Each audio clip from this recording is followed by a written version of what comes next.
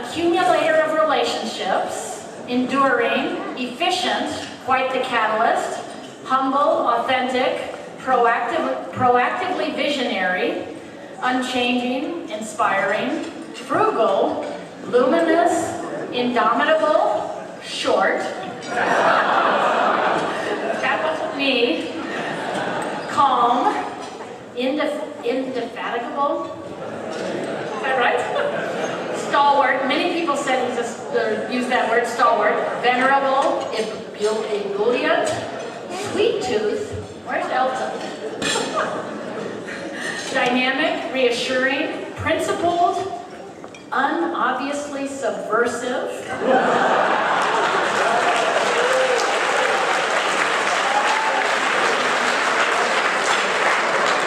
Enlightened, wise, and earnest.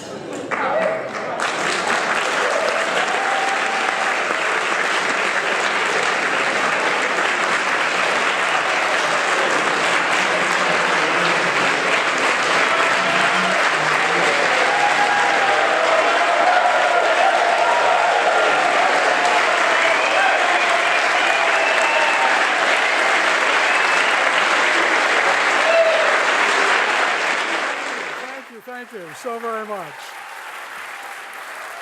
Thank you. Actually, when Sukie told me just a short time ago she was collecting one single word from many, many people, I was getting a little bit scared. But you guys showed remarkable reticence, and I thank you for that.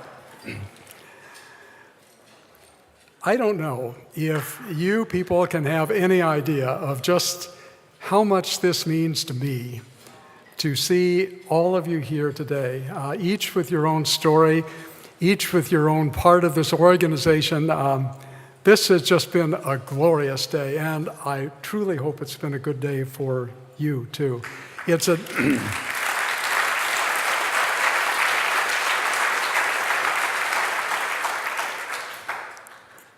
a good day to remind ourselves of what we're all really about when together we form this organization called VIA. And as you know, anyone who gives a summer or a year or two or more is part owner of VIA. And we have our entire ownership here, at least a very, very good part of it.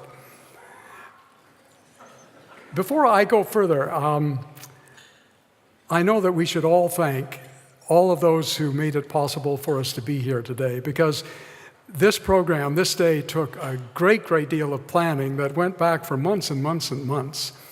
I'm not going to try and mention all the names because I would assuredly miss a name or two or five, but I can't go past this moment without mentioning Jean Blamey. Jean Blamey.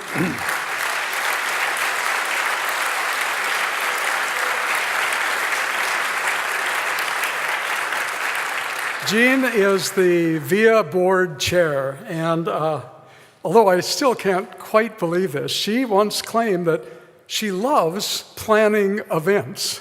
Everyone else that I've heard hates that job, but Jeannie somehow loves it, and Jeannie, you have done a fantastic job. Thank you for bringing us all together in this way.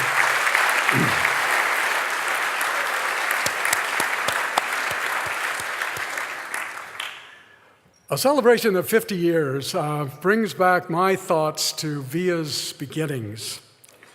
And lest anyone labor under the illusion that VIA started with a well-thought-out plan, let me unburden you immediately. Yes. So much of this was really by chance. You think of that group of freshmen back in 1963 who would meet regularly and do a lot of talking about the kind of person they would like to become. And incredibly, for that time, would talk about the fact that their lifetime would largely be, or in part, determined by the non-Western world. And they realized that they had little sense of that world. We talked of ways of getting into that world and began talking about volunteerism, idle talk. But then the next chance was that World University Service would contact us and tell us about the need for volunteers in Hong Kong the following summer. And then the chance later in 1977 that two of the leading universities of Japan, Keio and Waseda, would come to us and ask us to plan summer English language American culture programs at a time when that just wasn't done. And the chance that gradually, over time, we would pick up or maybe have forced upon us the habits, the ways, the format that led VIA to be able to continue for these 50 years. I think it's important to realize that VIA did start in really unusual times. VIA was born in the early 60s, a very special moment for this nation. We had an inspirational president, John Kennedy, who had just begun the Peace Corps a couple of years earlier. We had the Civil Rights Movement. And on this campus, we saw so many of the students jump in cars, drive for 40 hours to Mississippi, work like everything for 2 weeks, come back and then work like everything to finish their work before the end of that term. And we read the Stanford Daily every day telling us who had been beaten, who had been jailed. We had the Vietnam War, which ended out of public discontent, much of it fomented by students. The climate was different from anything that we have had since, and characterized by a sense that young people could really change this world, as indeed they did at that time. That passion trumps personal profit, and that a life well lived has a place for service. It was also a time when simple living had cachet, which certainly helped VIA a great deal because it kept us with staff that could feel the support of the young people around them at that time.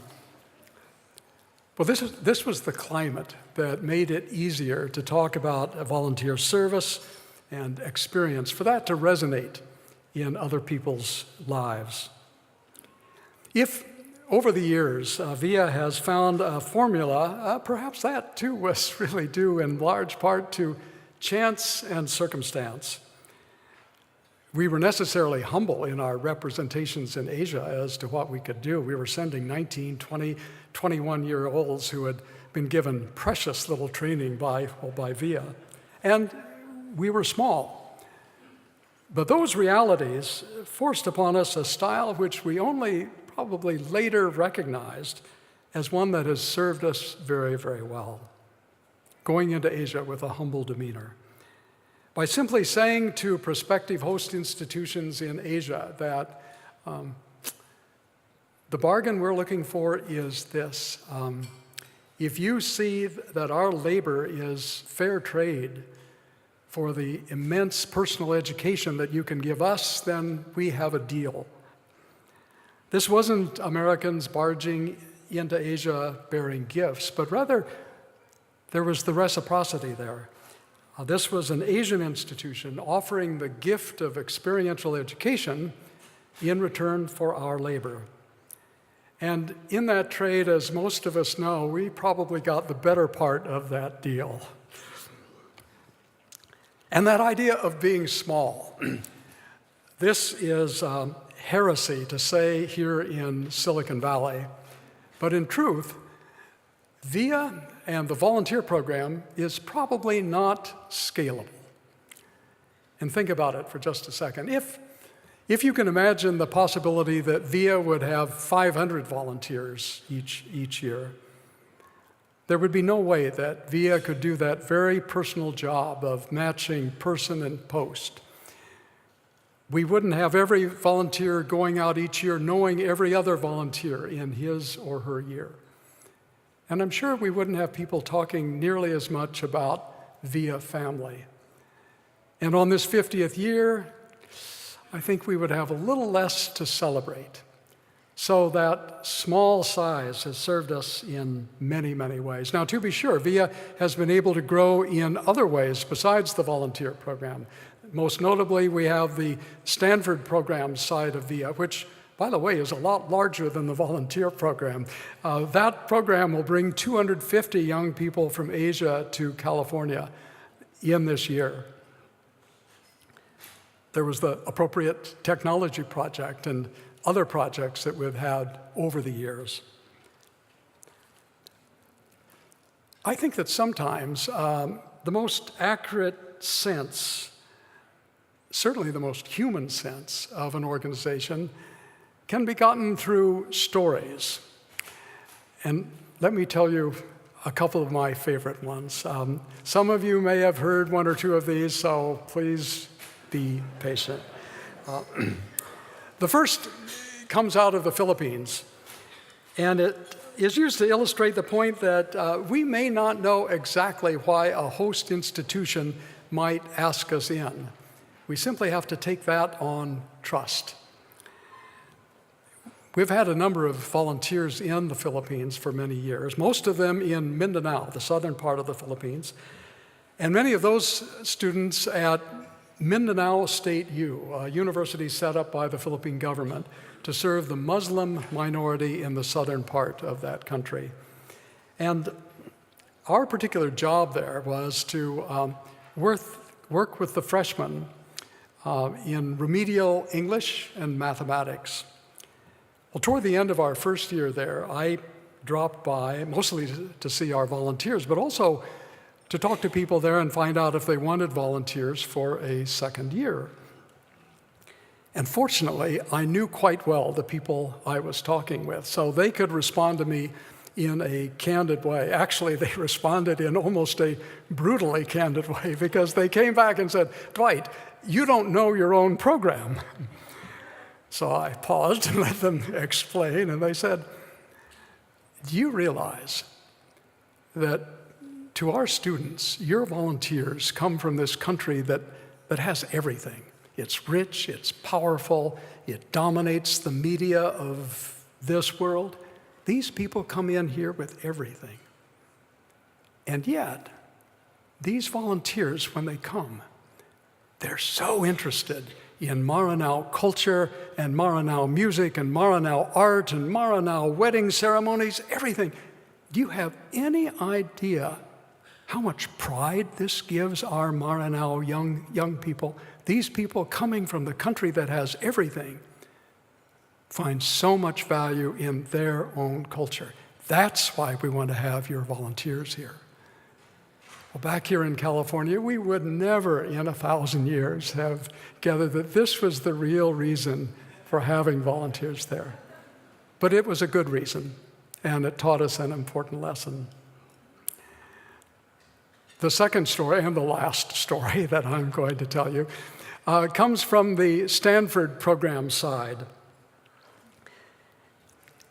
And it helped to teach me the power of bringing people together. And in this particular case, particularly bringing people together when they're all 5,000 miles away from home, because that is the situation in which one can be even more free of regular cultural constraints and rules, but think just as openly and freely and internationally as they possibly could. This happened in the American Language and Culture program, the ALC program, in 1995. This is our largest program, which typically now brings about 140 young people from Asia to California every year. Well, in 1995, we had one program of about 70 people.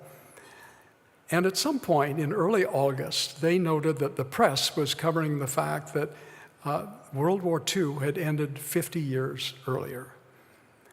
And so several of them came to us and said, "We should have an evening program about this."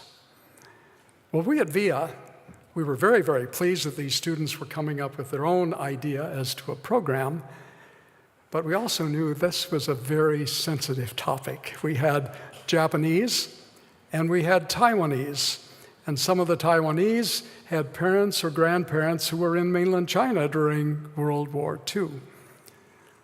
Well, we said yes, and they said, "Let's have a planning meeting."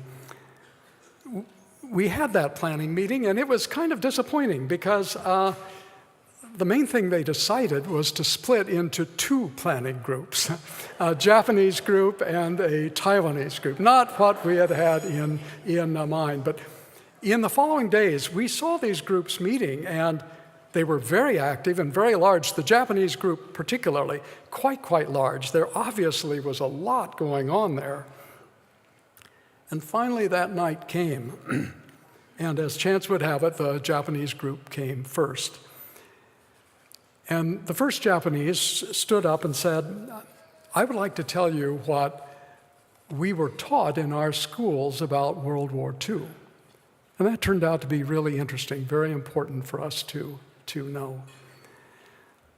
The second young man who came up changed the atmosphere of that room and that entire group for the rest of their time here by the first sentence that he said.